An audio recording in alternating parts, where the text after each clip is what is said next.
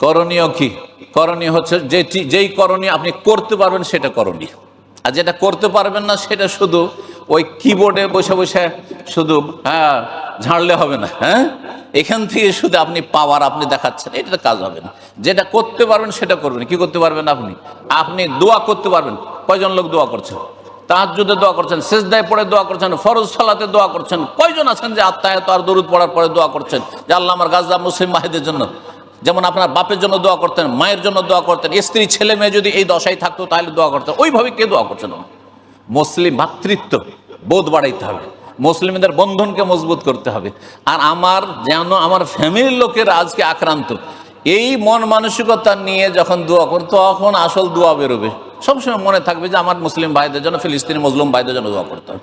দোয়া করুন, দোয়া করতে কেউ মানা করে না। কিন্তু তারপরে যদি আর্থিক সহযোগিতা পাঠাতে পারে তো সহযোগিতা পাঠান, বিশ্বস্ত সূত্রে, যাকে তাকে দিয়ে দিবেন না। আপনি বিশ্বস্ত সূত্রে যদি পাঠাতে পারেন তাহলে পাঠান। আর তারপরে যদি আর কিছু করার থাকে করবেন।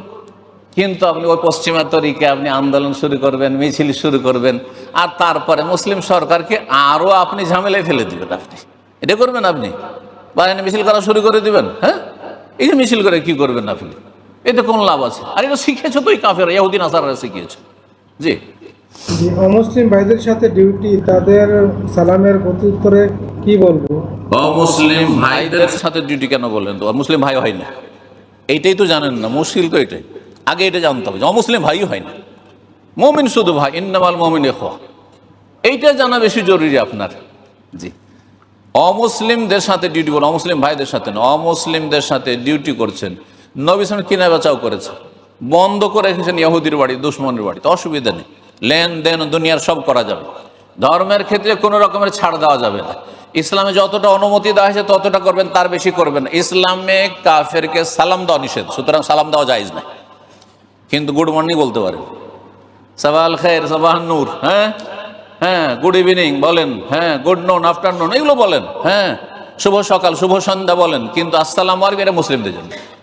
কথা বোঝা গেছে? যদি কাফের সালাম দিয়ে দেয় তাহলে ওয়ালাইকুম শুধু বলবেন না ওয়ালাইকুম সালাম বলবেন। ওলামাদেরও দুটি মত রয়েছে। একদল বলছেন ওয়ালাইকুম, কিন্তু ওয়ালাইকুম নবী সাল্লাল্লাহু আলাইহি ওয়াসাল্লাম শিখেছেন কোনখানে? যখন ইহুদিরা নবীর জন্য বদদোয়া করতো, আসসালামু আলাইকুম, সাম মানে মত, নবী তোমার মরণ হোক, তখন নবী সাল্লাল্লাহু আলাইহি ওয়াসাল্লাম শিখেছেন ওয়ালাইকুম তোমারও হোক।